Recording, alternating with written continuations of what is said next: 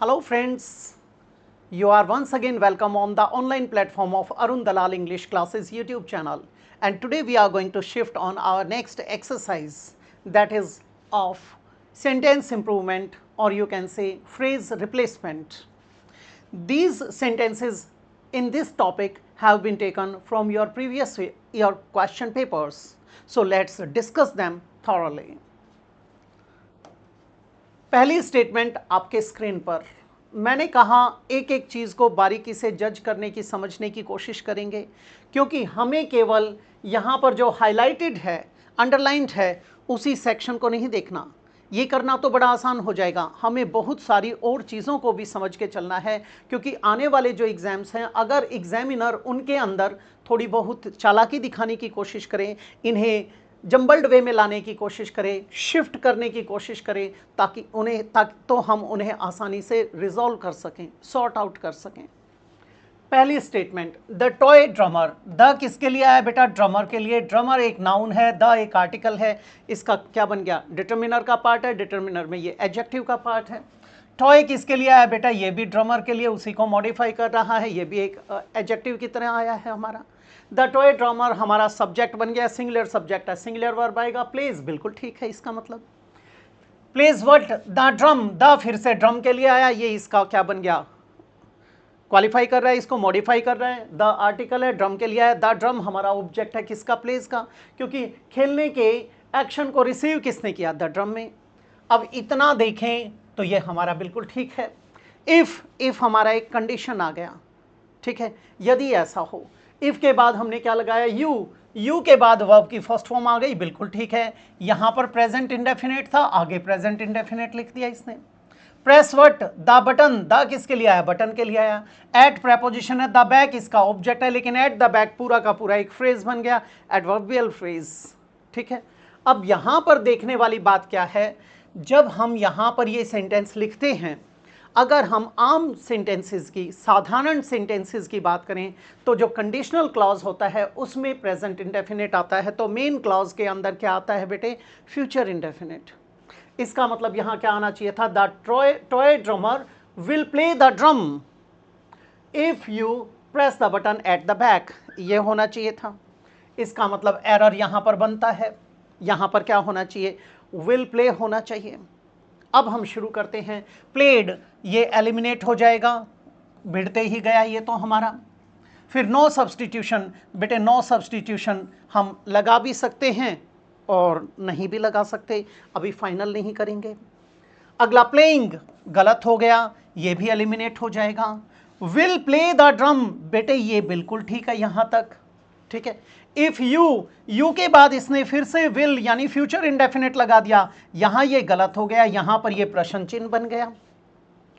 वहां conditional clause के अंदर तो आपका प्रेजेंट इंडेफिनेट ही आएगा, यहां पर हम फ्यूचर इंडेफिनेट भी लिख सकते हैं और प्रेजेंट इंडेफिनेट भी। इसका मतलब ये भी एलिमिनेट हो गया हमारा। क्या आ जाएगा हमारा? बी ऑप्शन, यानी नो सब्सटीट्यूशन रिक्वायर्ड। अब बच्चे कहते हैं जी ऐसे कैसे? अभी तो आपने कहा था कि जो मेन क्लॉज होता है उसमें फ्यूचर इंडेफिनेट आता है, नो डाउट आता है। एक मोटा सा एग्जांपल दे देता हूं। If you work hard you will pass. If you work hard आया प्रेजेंट इंडेफिनेट, और यू विल पास क्या आया? Future indefinite. आप बिल्कुल सही हैं, लेकिन इसका एक दूसरा पहलू भी होता है बेटे। वो कौन सा होता है? हम यहाँ पर प्रेजेंट इंडेफिनेट लगा सकते हैं। मोटे तौर पर समझा देता हूँ। अब मैं कहता हूँ इफ यू मीट हिम, यदि आप उससे मिलते हैं, please convey my message to him, कृपया करके मेरा संदेशा उसको पास ऑन कर दें, उसे दे दें। अब यहां पर मैंने कौन सा सेंटेंस यूज किया? इंपेरेटिव। और जो ये इंपेरेटिव सेंटेंस है, इसमें वर्ब की फर्स्ट फॉर्म आई, कौन सा टेंस आया? Present indefinite. इसी कारण से कई बार इस प्रकार की क्रिटिकल सिचुएशंस आ जाती हैं जहां पर हम इसको एज इट इज ले लेते हैं। Is it clear?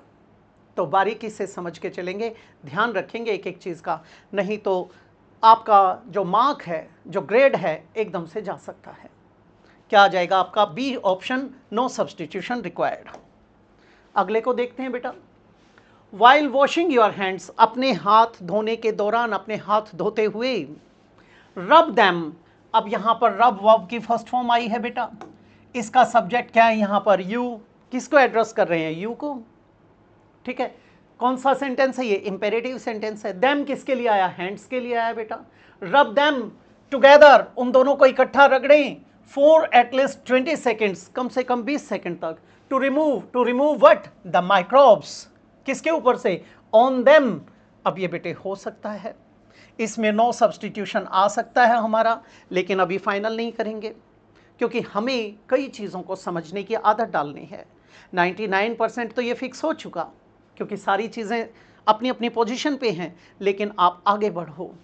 अब यहाँ पर द माइक्रोब्स तक, ऑन तक सारे ठीक हैं। ऑन एक प्रेपोजिशन है बेटे, प्रेपोजिशन के बाद दे नहीं आ सकता क्योंकि प्रेपोजिशन के बाद ऑब्जेक्ट आता है, यानी हमारा सेकंड एलिमिनेट हो गया। फिर कहता है द माइक्रोब्स ऑन दोज। बेटे दोज हमारा क्या है? Demonstrative pronoun. डेमोन्स्ट्रेटिव क्या होता है? संकेतवाचक। संकेतवाचक होता है जब हम किसी चीज़ की तरफ इशारा करते हैं। अगर इसके पीछे नाउन होता तो ये डेमोन्स्ट्रेटिव क्या बन जाता? एडजेक्टिव। अब ये है डेमोन्स्ट्रेटिव प्रोनाउन। दोज हमें चाहिए नहीं क्योंकि हमें क्या चाहिए? हैंड्स का प्रोनाउन। तो हैंड्स का प्रोनाउन तो यहाँ पर देम ही आएगा। ये भी गलत हो गया बेटा, तो सी भी कट गया हमारा। ऑन दिया, बेटे दियर हमारा क्या है? पोजेसिव एडजेक्टिव, और एडजेक्टिव के बाद हमें किसकी जरूरत है? यहाँ पर नाउन की जरूरत है। नाउन दे रही नहीं रखा, ये भी एलिमिनेट हो गया, ये भी गया। तो हमारा क्या आ जाएगा? A option, no substitution required.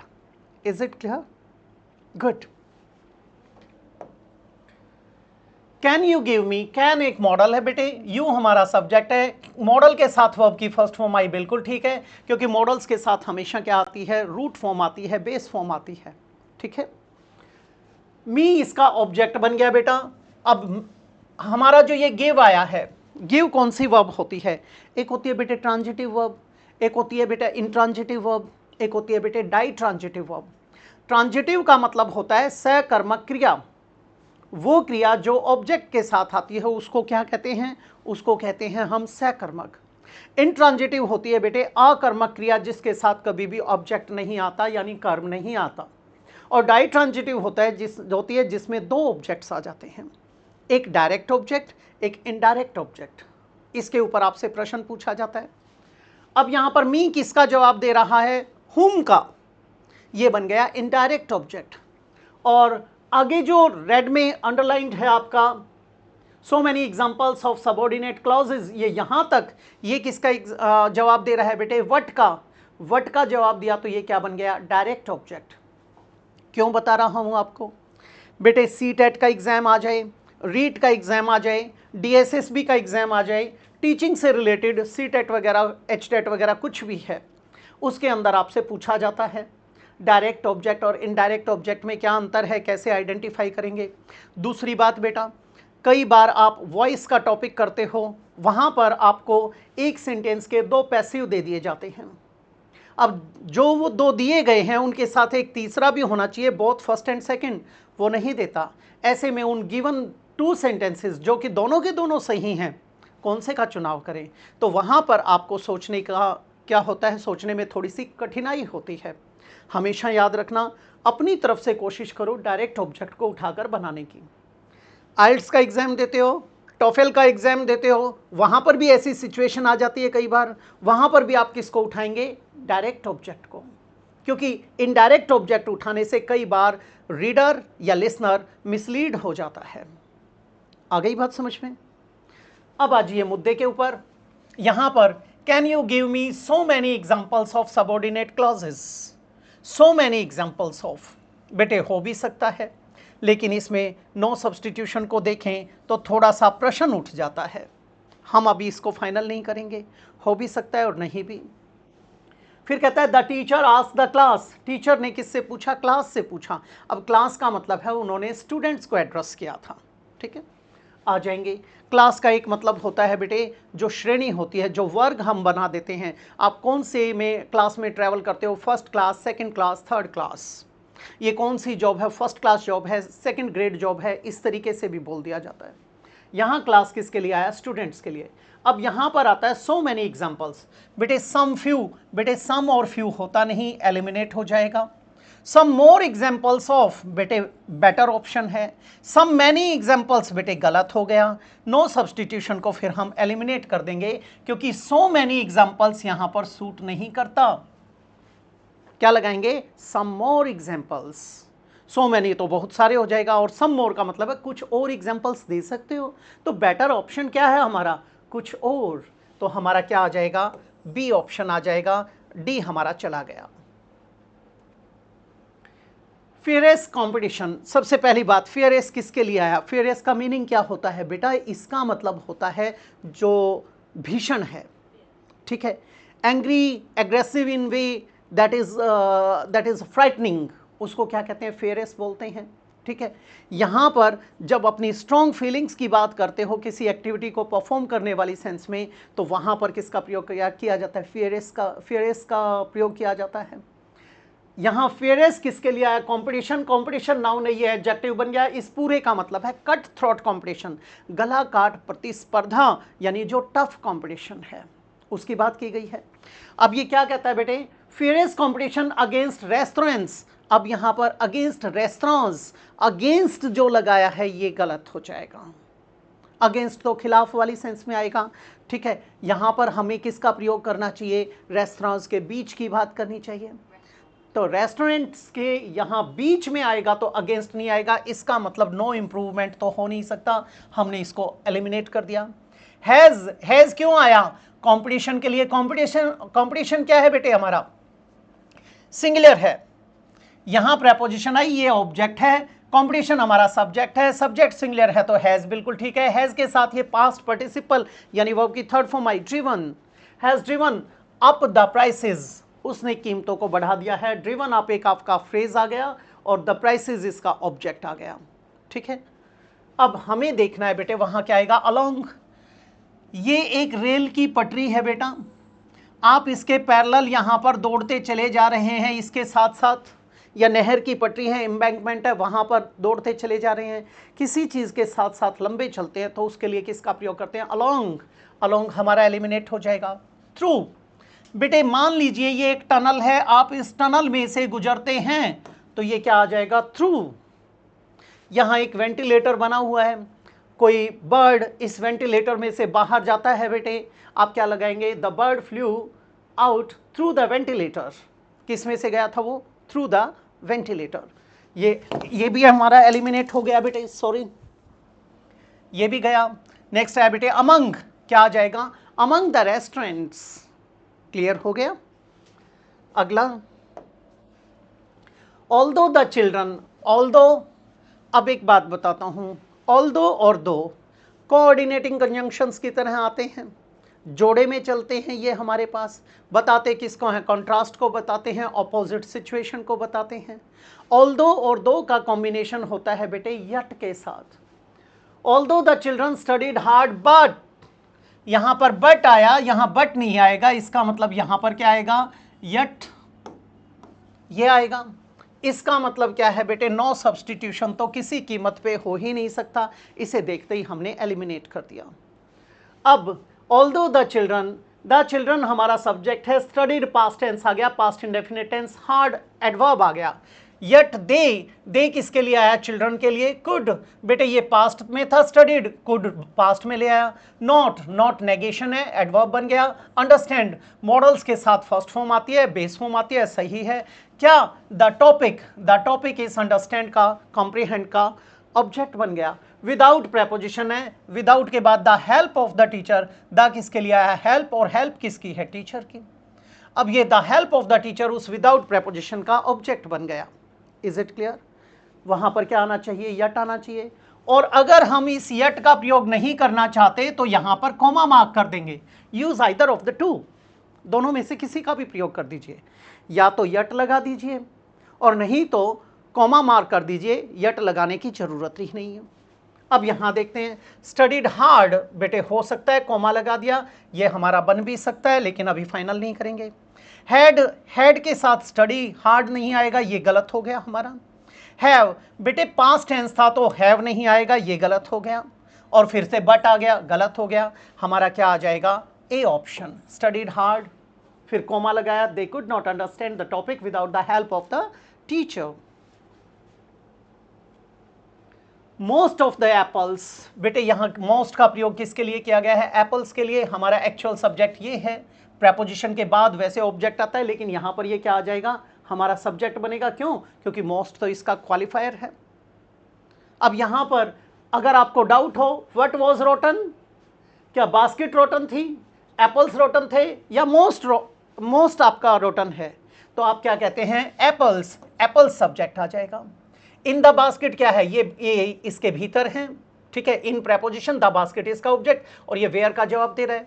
अब यहां पर व्हाट वाज रोटन, तो एप्पल्स, एप्पल्स हमारा प्लूरल सब्जेक्ट है। प्लूरल सब्जेक्ट के साथ तो प्लूरल वर्ब आएगा, वॉज ना लगाकर यहां पर क्या आना चाहिए? वर्ब का प्रयोग किया जाना चाहिए बेटे। नो सब्सटीट्यूशन हो नहीं सकता। इज रोटन आ नहीं सकता बेटा। इज क्यों नहीं आएगा? क्योंकि एप्पल्स प्लूरल है, इज भी सिंगुलर है, वॉज भी सिंगुलर है। क्या आ जाएगा? D option.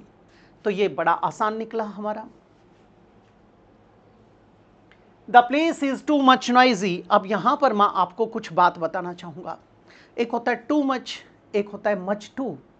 टू मच और मच टू दोनों को समझने की कोशिश करो बेटे। टू मच, इसके साथ हम किसका प्रयोग करते हैं? नाउन का प्रयोग करते हैं। और मच टू, इसके साथ हम क्या लगाते हैं? एडजेक्टिव लगाते हैं। एडजेक्टिव, ठीक है। अब बेटे यहां पर जो नॉइजी आया है वो हमें ठीक दिया गया है। नॉइजी किसके लिए आया? नॉइजी आपके प्लेस के लिए आया। प्लेस एक नाउन है, नाउन है तो ये एडजेक्टिव बन गया। लेकिन मच, टू मच के बाद तो नाउन आता है, इसका मतलब ये हमारा गलत हो गया। नो सब्सटीट्यूशन तो हो ही नहीं सकता। एक चीज एलिमिनेट हो गई हमारी। उसके बाद टू मच नॉइजिली, अब टू मच के बाद फिर से वो उसने नॉइजिली कर दिया, तो ये गलत हो गया। नॉइजिली के बाद हमें कुछ ना कुछ और देना चाहिए था, और वैसे भी ये गलत है, ये भी एलिमिनेट हो गया। टू नॉइजी हो सकता है, मच नॉइजी गलत हो जाएगा। हमारा क्या आ जाएगा? C option. या तो होना चाहिए था मच टू नॉइजी, और नहीं तो क्या आएगा? Too noisy. Is it clear? और इसके बाद एक चीज और होती है, यहां पर फुल स्टॉप लगा दिया। यहां पर कायदे से हमें 3 डॉट्स देने चाहिए, जिन्हें आप क्या कहते हो? एलिप्सिस, यानी आगे की बात जो है वो अंडरस्टूड है। क्योंकि टू टू का प्रयोग किया जाता है और इनफ टू का प्रयोग किया जाता है। सो एडजेक्टिव एडवर्ब और फिर दैट का प्रयोग किया जाता है। किसको बताने के लिए? इतना की के अर्थ में रिजल्ट को बताने के लिए। नेक्स्ट है बेटे आई विश। ये बड़ा इंपॉर्टेंट है आपका बेटे। 26 और 27 जुलाई को जो पेपर हुआ था सीईटी का, अभी 2025 में ही, उसके अंदर इसके ऊपर 3 सेंटेंसेस दिए गए थे। किसके ऊपर? सब्जंक्टिव सेंटेंसेस थे, वो सब्जंक्टिव मूड के ऊपर दिए गए थे। उसमें हाइपोथेटिकल, विश या डिज़ायर आदि के भावों को दिखाया गया था। क्या होता है उसे समझिए। यहाँ पर जब कभी भी अनफुलफिल्ड विश आ जाए या इमेजिनेशन आ जाए, वहाँ पर हम मुख्य रूप से पास्ट इंडेफिनिट टेंस का प्रयोग करते हैं। यदि यहाँ पर विश आ जाता है तो इज इट क्लियर? क्या लगाते हैं वहाँ पर? सेकंड फॉर्म का प्रयोग करते हैं, पास्ट इंडेफिनिट टेंस का प्रयोग करते हैं। देखेंगे एक बार इसको भी। आई विश आई हैव, ये तो गलत हो गया। कम एन आवर सूनर, अब हमारा नो इम्प्रूवमेंट तो आ ही नहीं सकता, ये तो एलिमिनेट हो गया बेटे। उसके बाद आई विल कम, बिल्कुल गलत, क्योंकि हमें तो पास्ट इंडेफिनिट चाहिए। आई के साथ हैज आता नहीं। क्या आ जाएगा? A option. I wish I had come an hour sooner, ये बन जाएगा। मैंने क्या बताया? Subjunctive mood. ये सब्जंक्टिव मूड क्या होता है बेटे? जब कभी भी अनफुलफिल्ड विश या इमेजिनेशन की बात करते हो, वहां पर इसका प्रयोग करते हैं अनसर्टेनिटी को दिखाने के लिए, पॉसिबिलिटी को दिखाने के लिए, ठीक है। तो ये गलत हो जाता है। टाइटैनिक, बेटे टाइटैनिक आपकी एक मूवी आई थी, टाइटैनिक जहाज के ऊपर सन 1912 में, जो अनसिंकेबल बोला गया था और जो डूब गया था जहाज आपके अटलांटिक ओशियन में, उसकी बात की गई है। Titanic is one of the most popular English movies. Titanic, Titanic के साथ इज आया, बिल्कुल ठीक है। वन इन द मोस्ट, मैं बोल सही गया था, वन इन नहीं आएगा बेटा, ऑफ द मोस्ट आना चाहिए, ये गलत हो गया। यहां पर क्या आना चाहिए? Of, one of the most popular English movies, movies भी ठीक है। अब यहां पर वन इन गलत हो गया बेटे। The most, one the most हो नहीं सकता, या केवल द मोस्ट लगाए, is the most popular English movies, ये गलत हो जाएगा। फिर मूवी लिखना चाहिए था। अगर हम यहां पर द मोस्ट लगा देते तो मूवीज नहीं, फिर मूवी आना चाहिए था। इसका मतलब ये भी गया, नो सब्सटीट्यूशन हो नहीं सकता। हमारा क्या आ जाएगा, one of the most popular movies, English movies, ये आ जाएगा। नेक्स्ट है बेटे, much of the truth about the mysterious death of her pet was not revealed. Much किसके लिए आया बेटा, ट्रूथ के लिए, much of the truth. About हमारा प्रेपोजिशन है, द किसके लिए आया, डेथ के लिए आया। मिस्टीरियस किसके लिए आया, डेथ के लिए आया। द मिस्टीरियस डेथ क्या हो गया, ऑब्जेक्ट किसका, अबाउट का। ऑफ क्या है, प्रेपोजिशन। हर किसके लिए आया, पेट के लिए। पेट किसका था, ये पेट की क्या थी, मौत थी। ऑफ हर पेट पूरा का पूरा क्या है, इसी का पार्ट बन के आया है। अब उसके पेट की मिस्टीरियस डेथ के बारे में जो ट्रूथ है ज़्यादातर, वो डैश था, नॉट रिवील्ड, उसे उजागर नहीं किया गया। रिवील का मतलब होता है किसी चीज़ को एक्सपोज करना, किसी चीज़ को क्या कहते हो आप, छिपाने की बात करते हो तो उसको कहते हैं कंसील, हाइड करने वाली सेंस में। तो किसी चीज़ को डिस्क्लोज करना, इसका मतलब है to make something known to somebody, expose करना, अनकवर करना, ठीक है। तो डिस्प्ले करने वाली सेंस में आ गया ये, नॉट रिवील्ड। अब वॉज क्यों आया बेटे, क्योंकि बात किसकी की गई है, what was not revealed, much नहीं, ट्रूथ हो सकता है, मिस्टीरियस डेथ नहीं, हर पेट नहीं, क्या आ जाएगा, ट्रूथ। ये प्रेपोजिशन है, ये इसका ऑब्जेक्ट हो गया। ऑफ प्रेपोजिशन है, ये इसका ऑब्जेक्ट हो गया। मेन नाउन क्या बना, ट्रूथ, ट्रूथ के साथ वॉज आएगा, इसमें नो इंप्रूवमेंट हो सकता है। अब बेटे सिंगुलर आएगा तो वर नहीं आ सकता, हैव भी नहीं आ सकता, ठीक है। हैड पास्ट में चला तो गया, लेकिन हमें यहां पर पैसिव चाहिए। पैसिव क्यों चाहिए, ट्रूथ किसी चीज को रिवील थोड़ी ना करेगा, ट्रूथ को रिवील किया गया था। तो हमारा क्या आ जाएगा, डी, और ये हमारा पैसिव वॉइस भी बन गया, और क्या बन गया, नो सब्सटीट्यूशन रिक्वायर्ड, ये आ जाएगा। हाँ बोलो बोलो बेटे, एक बात बताइए, यहां पर आपने कहा हैड नॉट रिवील्ड, हैव तो प्रेजेंट आ जाएगा, हैव आ नहीं सकता ट्रूथ के कारण, वर भी गलत हो गया क्योंकि सिंगुलर है, आपने समझ लिया ये तो। लेकिन एक बात बताओ, हैड नॉट अगर यहां पर होता ना